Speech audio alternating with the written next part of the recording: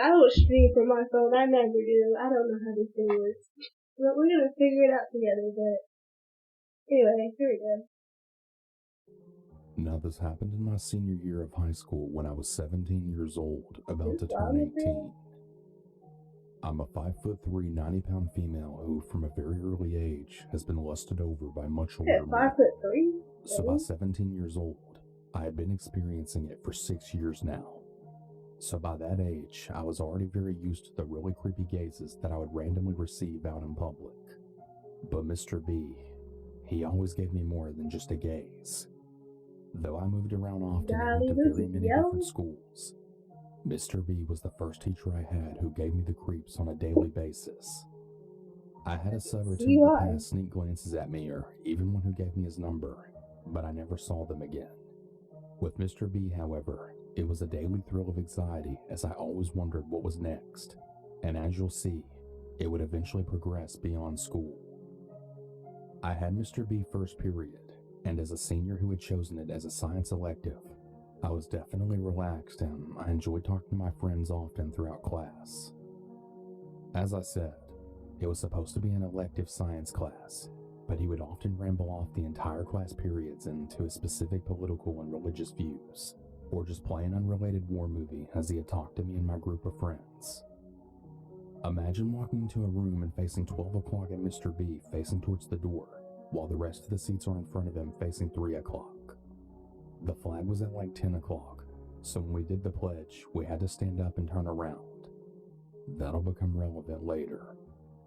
With the way the seats were, I sat almost directly in front of him, slightly to his right at the back of the class. For whatever reason, he would often intervene in my group's conversations, but no one else's. He would comment on our appearances, which we would always share really blatantly weirded out looks at him. My main 2 friends and I were the weird kids, so all 3 of us were all pretty much in black. I had long red hair, light blue contacts, piercings, and often wore super tall heels. He would always compliment me and tell me how much older I looked, and as the awkward person I was, I would kind of just laugh and think and keep my eyes down. Soon during the pledge, he would scoot almost 5 feet over towards me that he could genuinely have his entire left side pressed against my right side as we did the pledge. He would often keep glancing at me and smiling at me as he would do it, sometimes leaning on me so much that I would almost topple over. But because of the design of the room, as I explained before, this left the entire class behind us, and with them all completely able to see this going on. It was because of this that I somehow justified it in my mind that maybe it was okay. If it was really a big deal, I wouldn't be doing it in front of the entire class like that, right? But it would continue to progress. The pledge thing became a daily occurrence, and even though my friends thought it was weird, they really liked Mr. B. We had virtually no work in that class, so I just kept my thoughts to myself. He began having us do these really super basic posters because he said it needed some assignments to put in, and as we pushed the tables into groups of 4, with everyone leaning over and working on them, he would slide his body against mine, completely pressed against me for way too long, letting his hand linger on my lower back as he passed. Or sometimes while we sat in class watching all the videos, he would tend to pass me and stop behind me, resting his hand on top of my head for a moment, and then running his fingers all through my hair, before then returning to his seat. The first time he did that, I actually completely froze and whipped my head around in disbelief. But no one else noticed, and he had this really weird smirk on his face. I had so much other stuff going on with me beyond that class with him that I didn't really think about it that much at first. But then Mr. B began staring me down in the hallway, to the point that my own twin commented on it before I even told her everything that had been happening. It was only when she said that when I told her everything. She agreed that what he was doing wasn't right and that she got bad vibes from him as soon as she saw the way he looked at me. But the looks in the hall, even the touching in class, wouldn't have made me post this here. It's when I began seeing him more outside of school that he caught more of my attention. So I worked at a gas station by myself after school, right in the row from the high school, and often until close, and I would also be there on the weekends. As I said, I talked to a few of my friends in the class, and I think this is how he found out so much about me. On the very same day that my job got brought up during class, Mr. B showed up at my gas station later that afternoon, filling up his pump. As the bell chimed when he strutted in the gas station, he smiled wickedly at me from over the counter and asked me a ton of questions. How I liked working there, if it was safe, if I got asked out a lot, etc. I frowned at the latter question, and I told him honestly that a lot of creepy men were constantly hitting on me. I unblinkingly stared at him for a moment, trying to get my point across, but he didn't notice. He was full on leaning over the counter with his elbows on the counter looking at me when one of my regulars then walked in. He immediately straightened and he told me he'd see me tomorrow. My regular approached with raised eyebrows and question as I just rolled my eyes as he asked, an admirer? I snort and reply flatly, no, he's my teacher. To which the guy makes a pained face and wags a finger at me as he says, you be good now. You don't want anyone losing a job for you. Before I can reply something snarky back, he walks out laughing. What? Mr. B began to frequent the gas station pretty much weekly, and he would stare at me shamelessly with that same smirk every time. He would ask me about college, where I was going, what I wanted to do, pretty normal questions. He would also brag to me about how much he loved playing guitar, and that sometime I should check out his band, and that it seemed like my type of music. And every time he came in, he would look to the left, then to the right, stare down at me, and then dramatically ask, do you know all the things that could happen to you alone in here?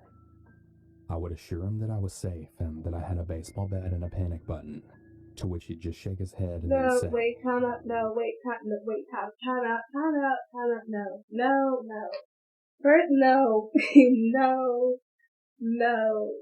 He asks him no questions, you don't tell him what you got, cause nah. Nah, cause then he gonna know exactly what you got. Nah, this man trying to attack you, trying to set you up. Why hasn't she, called anybody? This is your teacher, call the principal, get him fired. What?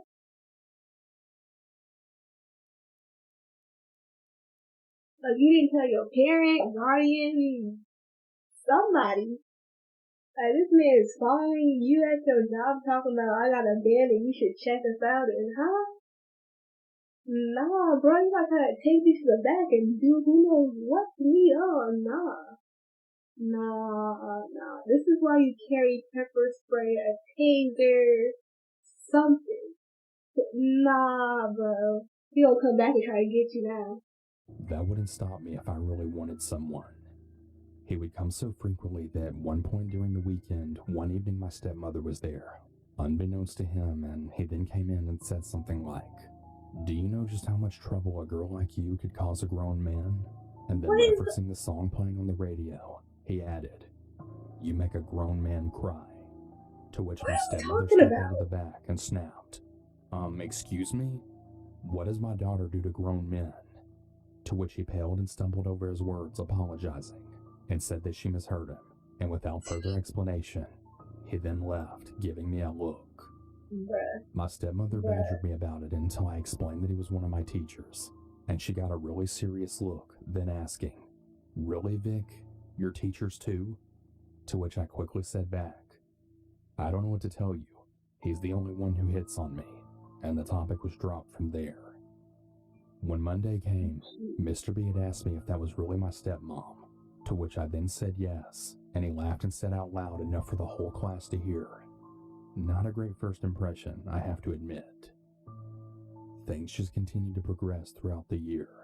Seniors got out close to a month before the rest of the school, so with only a few days left, I was really enjoying the time I had left with my friends in that class, especially since they wouldn't be graduating yet. To get my scholarship, I had to do community service hours, and one thing I did towards earning those hours was being the captain of a Relay for Life team. I didn't make the shirts, but because my shirt had captain with my last name on it, Mr. B began darkly saying, "Oh, Captain, my Captain," anytime I passed him, and he'd laugh. I was selling baked goods with my team at a small motorcycle festival in my town. It had monthly car shows and alike that we do this at, so I mean, it's not really as weird as it sounds. Anyway, at my last event, there was Mr. B with a group of 4 other men looking to be around his age. He was holding a beer and was staring at me before I noticed him. They all began blatantly calling out for me, and Mr. B just smirked and watched me. The rest of the day, he and his friends just stared at us, and when my friend and I had to go get change, he and his friends were just staring us down like prey, Ew, they're all loudly perverts. hooting and Nah, laughing. bro. I turned to see them all with eyes trained on us, Mr. B with the same wicked look. On our way back with the change, he ushered me over, but with it getting dark and him being with a group of men that I didn't even know, I just blatantly shook my head no and kept glancing back. Look, that man is trying to set you up. He got his buddies there. Nah, bro. Nah. That sounds like a plot to a horror movie. Nah. Again, she didn't. Like a police report, something. I mean, this dude is literally watching on her. Am I missing something? You know what? She needs to be recording this and send it over to the police. This man and his friends need to be in jail. That ain't it. That's not it.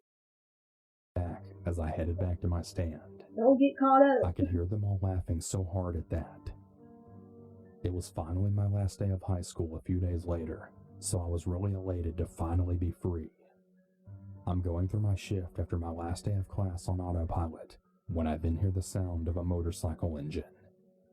I had been restocking the shelves when I heard it. Now, I had a crush on one of my customers who rode a bike, so I immediately got excited thinking it was him. My face must have dropped dramatically as Mr. B then walked in, only feet away from me. Jesus, Victoria. Just because I'm not your teacher anymore doesn't mean you should look so sad. I just shake my head embarrassedly, apologizing, hoping someone else will walk into the gas station to diffuse the awkwardness of this conversation. I try to scurry around him to get behind the counter, but he steps in my way and actually reaches towards my face, pulling on my head to try to make eye contact with him.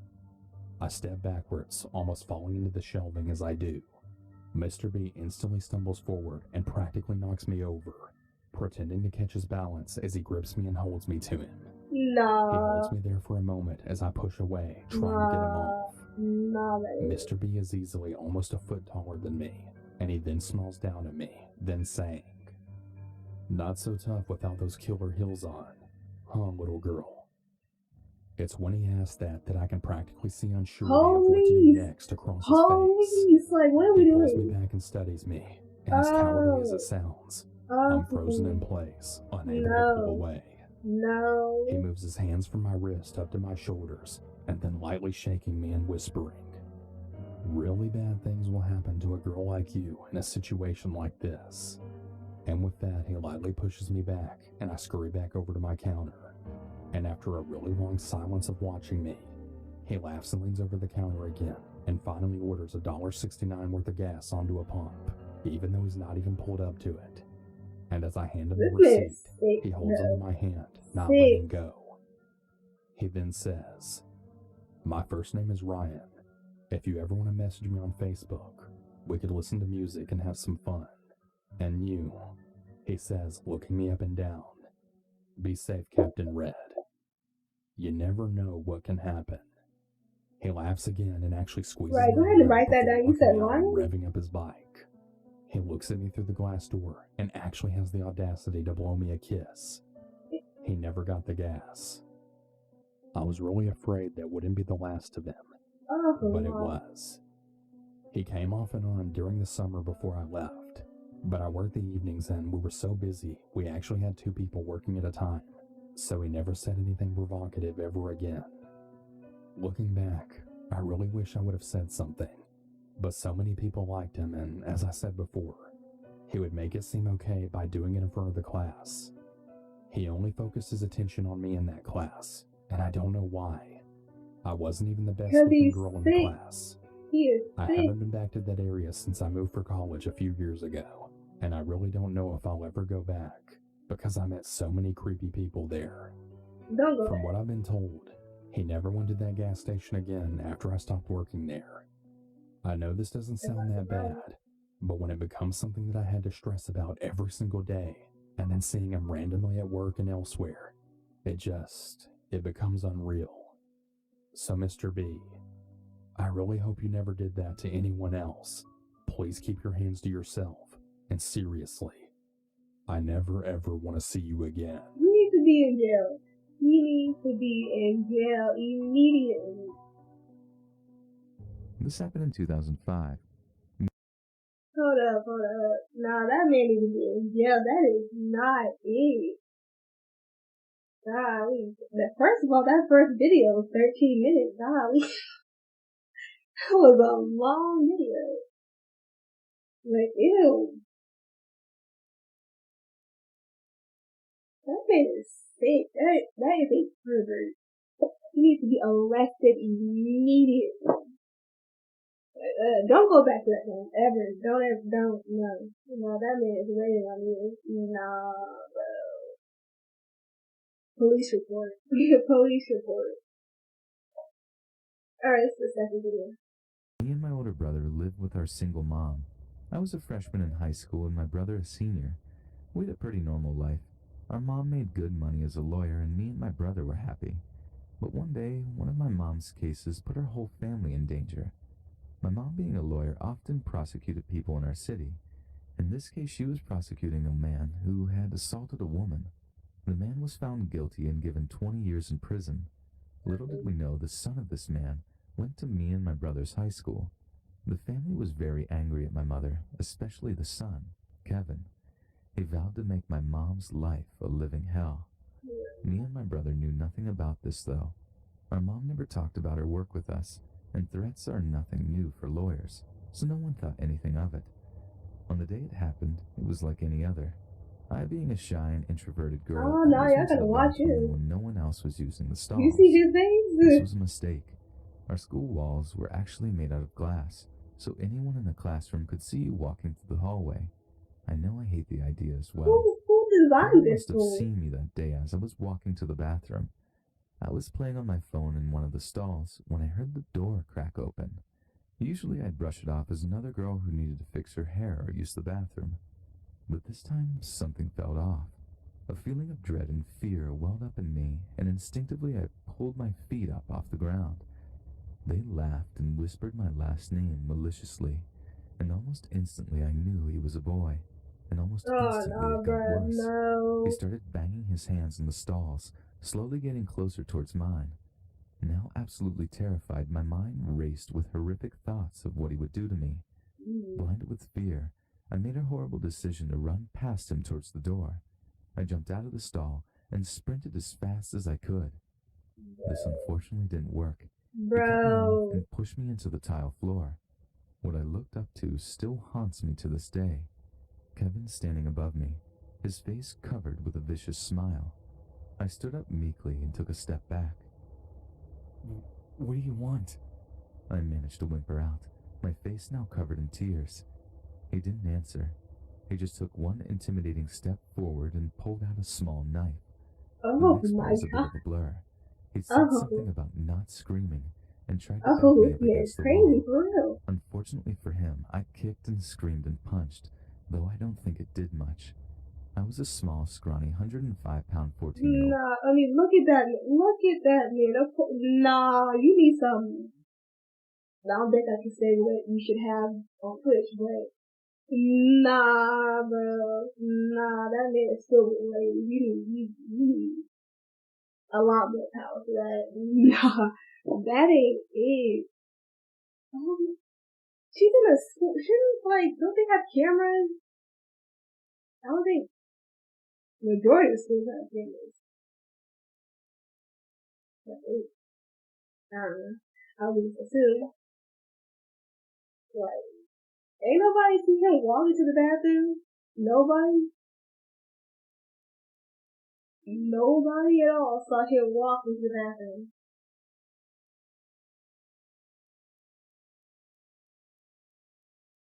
I mean, back in my old high school, what's it called? The administration office was right next to the bathroom. So I'm just like, you just,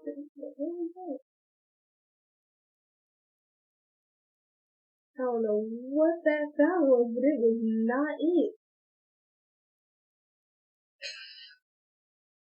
Hey, I don't know what that was.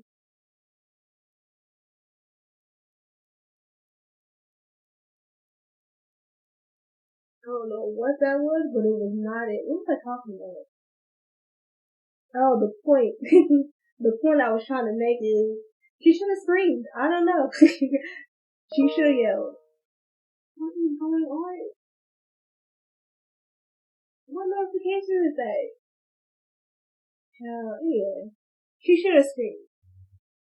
Girl, well, he was a giant 17-year-old football player. I don't No, think I no. would have gotten away if it wasn't for the fact that we were in a bathroom. Two girls walked in the midst of the chaos, giggling and talking. Through their screams and Kevin's surprise, I was able to bite onto Kevin's hand and escape his grasp. I ran into the bathroom screaming and crying for help. My first thought being to run to my older brother's English room. I trudged down the hallway slowly. Now that my adrenaline had gone down, I I would have ran to realized the another principals, but I danger. mean, okay. A hole in my shoulder and lower stomach was gushing blood. Oh I my hadn't god. felt it until now, but it seemed through our struggle Kevin had stabbed me with his knife. Kids and teachers were now peering through the glass and coming out into the hallway to see what was happening. Jeez. The two girls who had saw us in the bathroom were screaming, drawing a crowd. I started getting confused in the crowd of kids. My vision was getting blurred, and I felt lightheaded. The Oh loss god. of blood probably affecting me. Everyone was screaming and running around, and the teacher's attempts to calm everyone was failing. Luckily, I found my brother through this. If I hadn't, I might have Where's died. the school nurse Running at? into him, he grabbed my shoulder, making me look up. This part is also a blur, but my friends and brother told me what happened next. My brother told me I had slumped over onto the ground right as I found him. My best friend, also in the hallway, told me my brother had yelled something like, "Help! My sister's bleeding!" This got the attention of everyone, and some teachers ran Gotta over be to me and my traumatizing. brother. Students started calling 911 as a teacher and my brother tried to stop the bleeding. My brother has a big temper, so he started yelling at everyone and asking who had done this. The girls thought Kevin might still be in the bathroom, so my brother ran over there. I wish my brother hadn't gone to the bathroom, though, because all of the other kids followed him. Kevin apparently hadn't moved from the spot near Y'all the should wall. jump him. He Jump hadn't even him. tried to hide the knife. My brother then proceeded to try and beat up Kevin. Luckily, though, classmates held him back. No, I don't was hold him taken to back. the Jump hospital, him. and Kevin was arrested. Y'all should have jumped Kevin him. actually damaged some organs when he stabbed me near my bladder, so I had to have immediate surgery with only a 40% chance of survival. They then Jeez. put me in an induced coma because of the pain, and so I wouldn't rip any equipment connected to my body. I survived, but was in a coma for a month. When I was taken out of the coma, it was a tough recovery, partly because of the coma, but also because of the trauma of almost being stabbed to death. The school had covered up the story by the time I woke up. And No what? one was allowed Nah. to talk about it, but the kids spread rumors anyways. I decided to recover for the rest of the year before Nah, going back nah, to nah, school. nah. I always find that crazy. Schools be so quick to shut stories down. Like, you almost died on a school floor. Nah, he gotta be arrested. Nah, bro. Nah. If it wasn't for those girls walking into the bathroom, she probably would have died in that bathroom. Like, nah, arrest that man. Like, what you mean y'all buried the school? Nah, nah, none of that, no. Protecting her for what? Like, he tried to kill her. Hello? Schools care more about their reputation, huh? Their image than their actual students. Like, that is crazy. Like, girl is really about to die on the school floor. Y'all just like, let's cover the story. Like, no, call the police. Get this man arrested. Like, no. And then I returned to my everyday life. Though things have not been the same since that experience, my brother became really overprotective, and my mom quit her Messages. job, and Kevin was never seen again. You should be I in also jail. have had recurring nightmares of Kevin since the incident. Now that I'm an adult, things have settled down for our family. And you know what? Even though Kevin tried to kill me and put me in a coma, I hope he's got himself figured out now. He obviously needed help, and none was given to him. Kevin, If you hear this, answer this question. Are you afraid of knives now? Because I'm afraid of bathrooms. What? Nah, bro, that's not it. That's not. Y'all be so forgiving.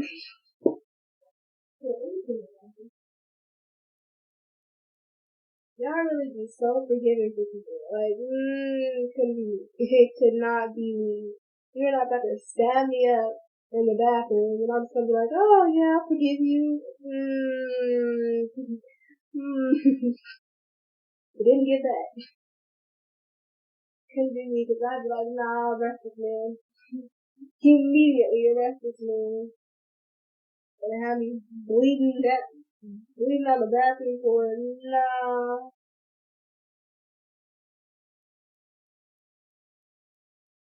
But I mean, to each their own, though.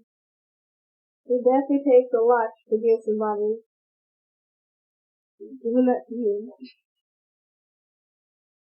Child, nah. Y'all can't just let that man just go free.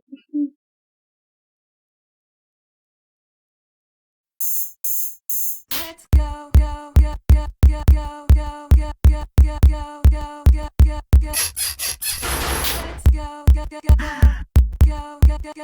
Let's go.